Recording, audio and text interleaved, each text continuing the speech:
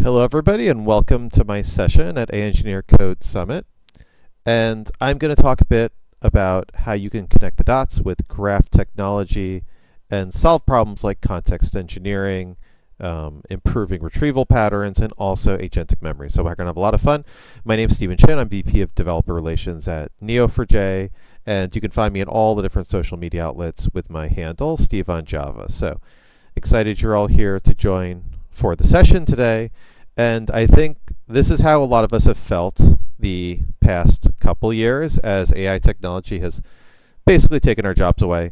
We've become slaves to AI programming, to prompt development, to building things off AI models. Now, it's not all bad. I mean, we have a lot more time to play games, to hang out in the matrix.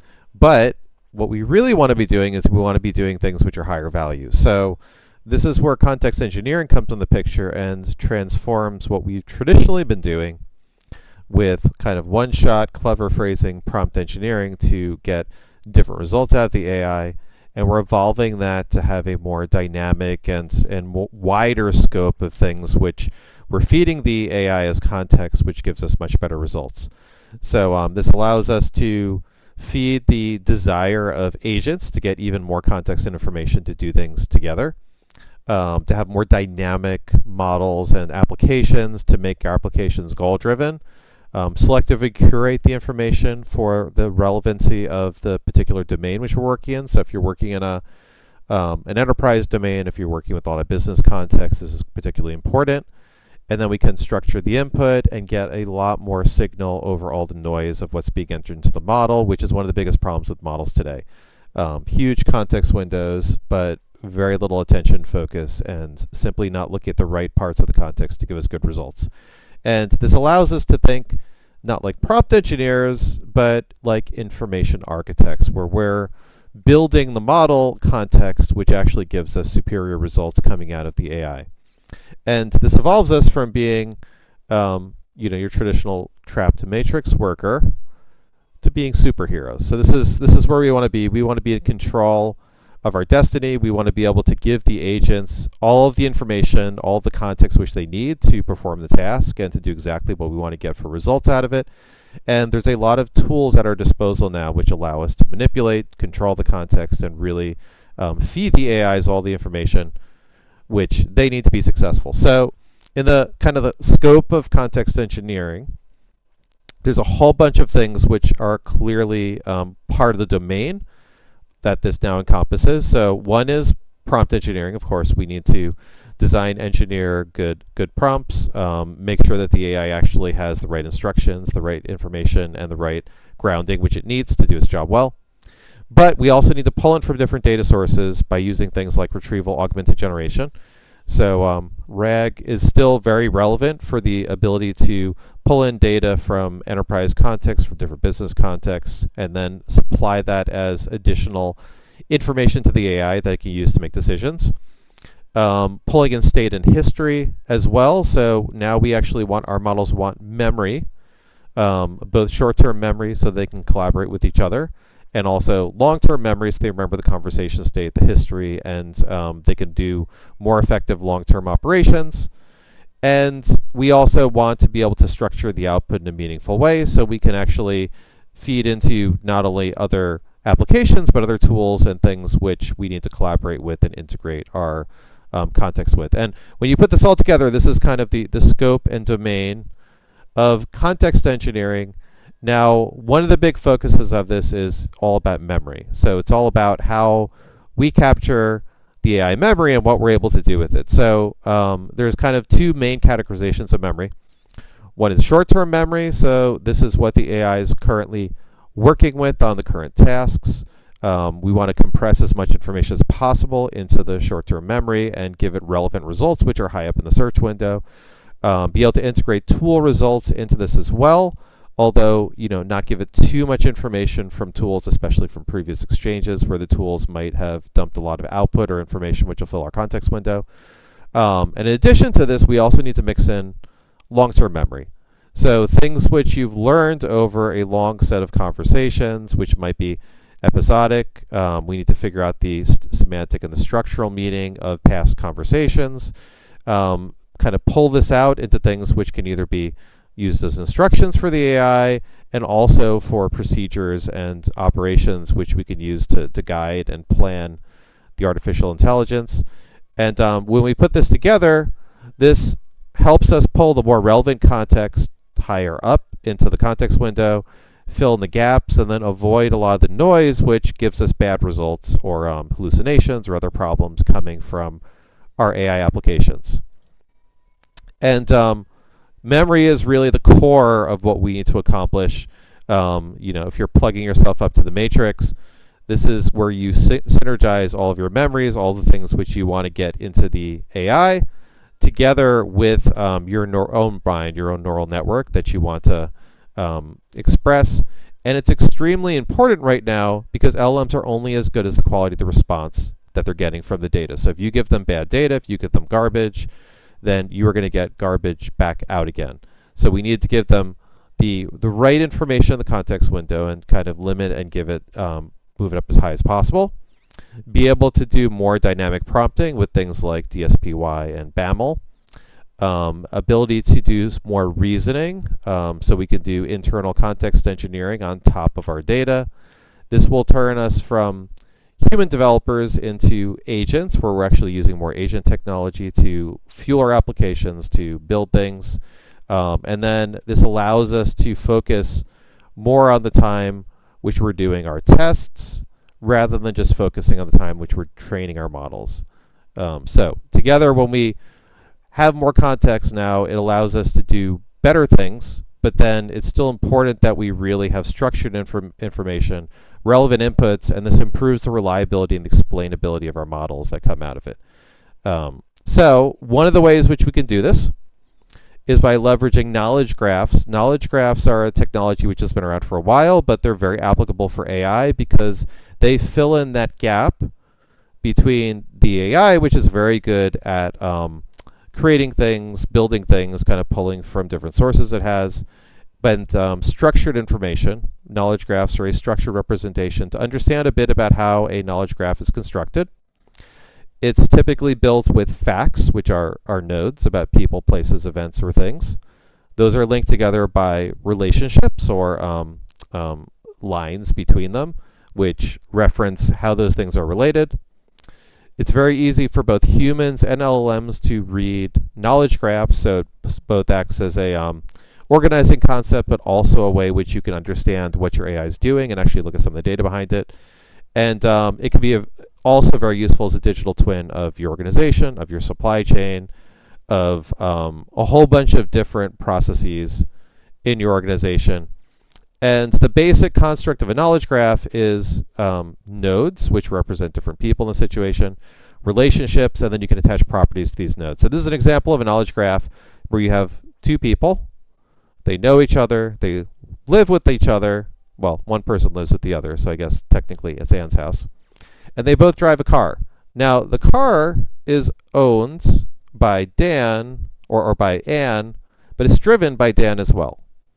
So they both have a relationship with the car, and they have a relationship with living with each other, and you can see there's attributes on this, how long has Dan lived or driven the car, with a type of car, so it's a Volvo, it's a Model V70, some information about it, and also some embeddings. So we can also encapsulate embeddings on the graph as well, so we can do vector lookups. And this allows us to do fairly complex things as we build larger knowledge graphs to capture all this information. And what knowledge graphs gives the benefit of is all of that knowledge, context, and enrichment that we can build into a representation of knowledge. In addition to LLMs, which have kind of that language, reasoning, and creativity. And when we put them together, we can do really powerful things. So we talked a bit about RAG being an essential part of context engineering, and an even better way of doing RAG is graph RAG. Now, what is graph RAG? So graph RAG is any retrieval pipeline which also uses graphs as part of the retrieval process. And so an example of this is a user asks a question. It goes to the LLM and it does a search and it asks for if there's any relevant information, which will go as a query out to a knowledge graph.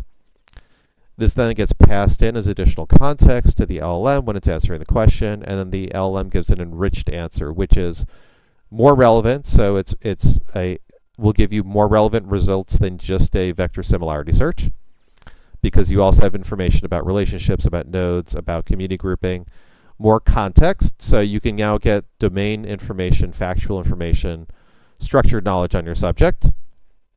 You can explain what the LLM is actually doing because you can see the part of the knowledge graph which got passed to the LLM. And you can also evolve the knowledge graph over time. And you can now start to implement overlays like role-based access. So you can say only these people get access, for example, in a patient information system.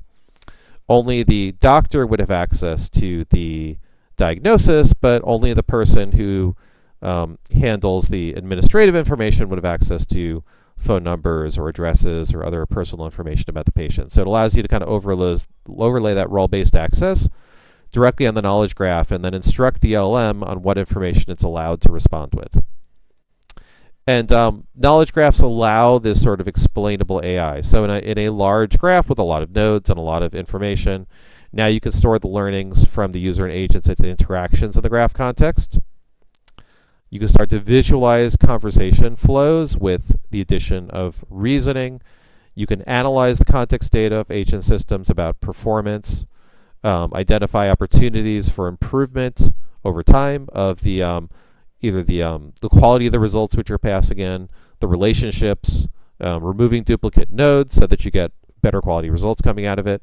So it gives you a lot of control over the application and the ability to modify and control what the AI is answering, kind of like you're training in a dojo. So I think in the film, Neo spends a lot of time doing virtual training, improving his skills with different programs he's loaded up. And this is how we're able to do a lot of amazing things, like this demo, which I'm going to show you. So the first demo we're going to show is a GraphRag demo using the LLM Knowledge Graph Builder. So I've already set up a Neo4j Aura instance. This is the online free version of Neo4j. You can see I have a running instance with a bunch of relationships loaded up. And to load up those relationships, I use the Knowledge Graph Builder. The Knowledge Graph Builder is a very simple web application. It's open source, and it lets you do a couple things. So it lets you upload files, so you can drag and drop different files into the user interface. Before the presentation, I loaded up a couple representative files of a supply chain use case. So one is a supply chain document, and as you can see here, it has a whole bunch of information about different artifacts, and the digital signatures of them and the relationship of them. And the second one is the more interesting one. This is a VEX document, which is a security standard, and it talks about some vulnerabilities, in this case inside the Jackson library, and talks a bit about how to remediate with it, which versions are affected, which commits fix it, and all that good stuff. So we have quite a bit of information which we loaded up. And then what I've done is I've already dropped those into the knowledge graph, and we can take a look at what got generated by the LLM. So it takes this through an ingest phase where the LLM actually builds out a knowledge graph, and then we can see that some of these nodes represent different parts of the VEX document. Here we can see some information about who found the vulnerability, information about the vulnerability database URL, and all this stuff is connected with different relationships, and this allows us to query, navigate, and traverse this information to build better responses for the LLM. So what we're going to do in this demo is we're going to take this knowledge graph which we built, and then we're going to run an LLM which does a two-pass process. The first pass, it's going to do a vector lookup and find a similarity search to find related nodes in the knowledge graph. And the second pass, it's going to take those nodes which are related to the result, find related nodes, and then pass those in as context to the LLM. And ideally, what we'd like to get from the LLM is that it will answer questions with information it has from the knowledge graph, and then it won't be able to answer questions or refuse to answer questions with things which are outside that knowledge pool. So let's ask it about vulnerabilities in the Jasper library. So Jasper is another Java library that's very commonly used. It wasn't actually referenced in the Vex document. So in this case, we're hoping to get a no response. Okay, so that's amazing. I made a typo. I should have said Jackson. Let's see what we get when we ask about the Jackson library, even with the typo, because LLMs know that humans are imperfect and they're very good at fixing our mistakes. And here we can see that it actually pulled out information about the Jackson databind library with an XML injection attack. It knows a bit about the vulnerability, what version it's in, whether it's fixed and in which version it's fixed. And all this information is pulled from and aggregated off the knowledge graph. So it gives us quite a lot of information, very detailed and very focused, because it's grounded in a data which is very complete. It's finite, and it's something we can edit, modify, and change the response over time. So knowledge graphs are a very powerful tool. It allows us to do things like this, where we can get better responses and better answers. And now, with knowledge graphs at our disposal, now we can go and we can fight the evil agents. Actually, it's kind of ironic that the agents of the Matrix film were the bad guys, but actually they operated and acted a lot like modern agents, where we're having LLMs collaborate, pool together, and cooperate on different algorithms. And even the agents in the film had different personalities and different types, kind of like individual agents. So we need to power up and get our matrix and graph skills up to a level where we can go tackle the agents with new tools like memory retrieval. So we talked a bit about graph retrieval, and graphs are also a great tool and mechanism which you can use to do memory retrieval as well. So we can do search in memory, use graph memory retrieval tools. We have an open source MCP server which does a lot of this for graph retrievals. And now you can query the graph not only for knowledge graphs, but also vectors, as we did in the last example. And we can also use graph data science algorithms like community groupings or k-nearest neighbors, or different graph algorithms which allow us to get pull some insights out of the relationship and the structure of the graph, pull back relevant information, and then pass this as additional context, either for short-term or long-term memory, into the agent loop, where now we're feeding the agent with additional information and context from either a short-term memory source about the current conversation, or knowledge pulled in, like kind of what we showed in the previous example, from a graph, or from a long-term structure of memory where we memorize previous conversations, give them temporal information, and then structure those into a memory that can be retrieved from the graph. And now we're able to use graph memory to capture knowledge in the form of entities and relationships between them, where some nodes have the relevant properties such as text details, embeddings, time, and location on top of them. So this is kind of a visual representation of our graph, our memory graph. Some of these properties get vector embedded, and this enables us to do vector-based semantic search. So now we can do semantic search on the graphs via projections into vector space. But then we can also use algorithms like k-approximate nearest neighbors, community groupings, PageRank algorithms on top of the graph to answer different types of questions and to kind of bubble up the most relevant results into the context. This gives us quite a lot of power because we can do both the vector embeddings, but we can also do additional graph algorithms on top of it. Okay, so now we have our superpower with our graph, where we're able to do amazing things which aren't possible just with vector embeddings and similarity searches, kind of like the bullet time in the Matrix films. This will allow us to do amazing stunts and to evade the agents. But let's give a quick example of how this would actually work in practice. So let's say my question to the LLM was, let's update this presentation from the last time I presented with Sid, who's my colleague in India. So we can now search this information in the graph, and there's two relevant people for this, right? So it's me, VP of DevRel. It's Sid, who's a community manager. And the event, and the last time we presented it was at an event called GIDS, which is an event in Bangalore, an awesome developer conference. So now we have kind of that temporal relationship with the two people and then an event.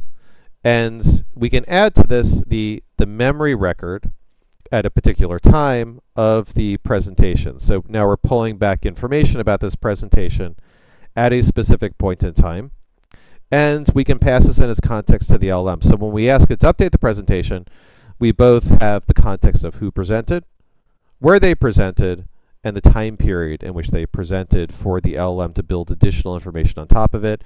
And this is only possible because we can do this multi-stage query with graphs. Graphs excel in use cases where you are able to pull in multiple facts which are related, but don't get pulled back in a single query. If you can do it in a one shot, or you can get a single similarity search, standard vector rag is fine for those sorts of use cases. It's where the relationships are two or more, where you get the real value from doing graph rag and graph memory. And this allows us to do a whole bunch of different types of graph retrievers. So we could do explicit retrieval queries, where we have pre-canned retrieval queries with different entry points and retrieving some context. So this gives us some great information from the graph, but we can do better by doing text decipher, so fine-tuning the LLM with schema, generating a query for the question.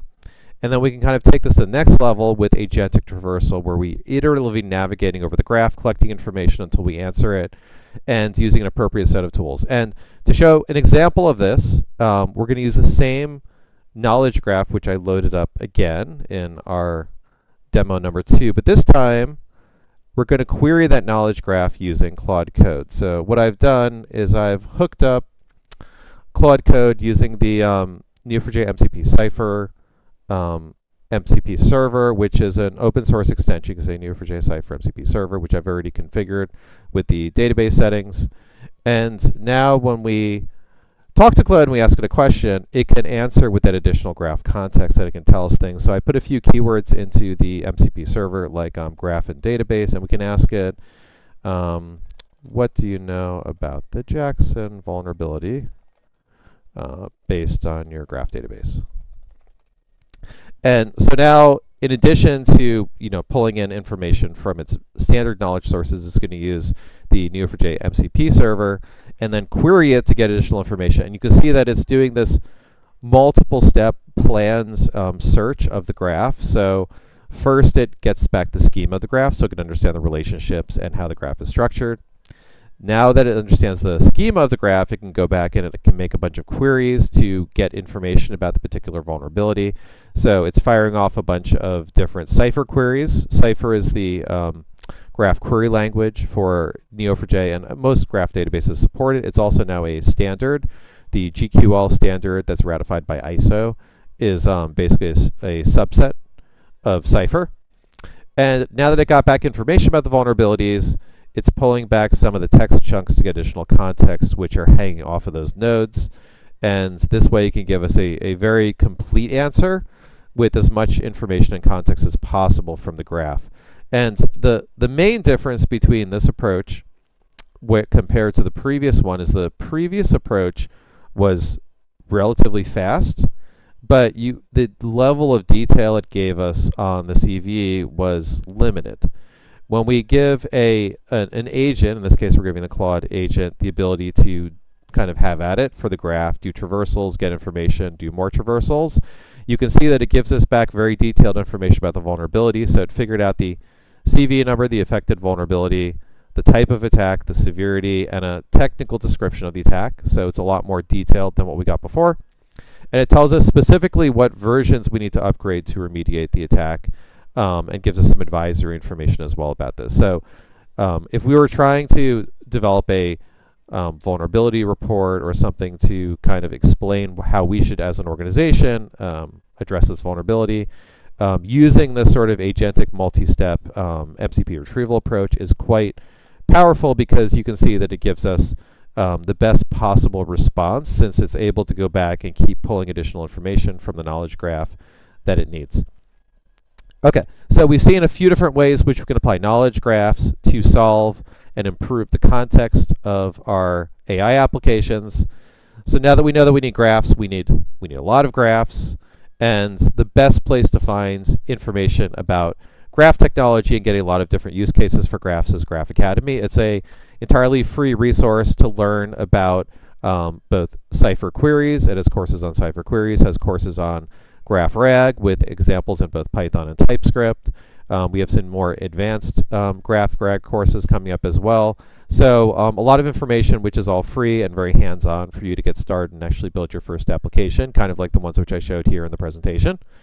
Now, if we want even more knowledge, kind of a wider span, we can then go to Nodes AI 2026, which is our free online virtual conference. This is following up the amazing Nodes conference we had last week with over 13,000 registrants, so it was a huge event. And Nodes AI is all about AI for an entire day with AI-focused sessions. The CFP is open right now if you'd like to submit, and it's free to attend and watch all the sessions. And if we want to really get down and beat the architect at his own game, then we need a lot of deep research and information. And the best place for that is graphrag.com, which is a community site which we support, where it has all of the latest research on different GraphRag approaches, how-to guides, and conceptual information about how to implement GraphRag, and just a general resource which will help you to up-level your ability to apply graphs to different problem domains with a whole bunch of the cutting-edge latest research which is coming out. So exciting stuff. Thank you very much for joining me for the session today, and I hope you learned a little bit more about how you can use graphs to connect the dots and improve your context engineering for your AI applications.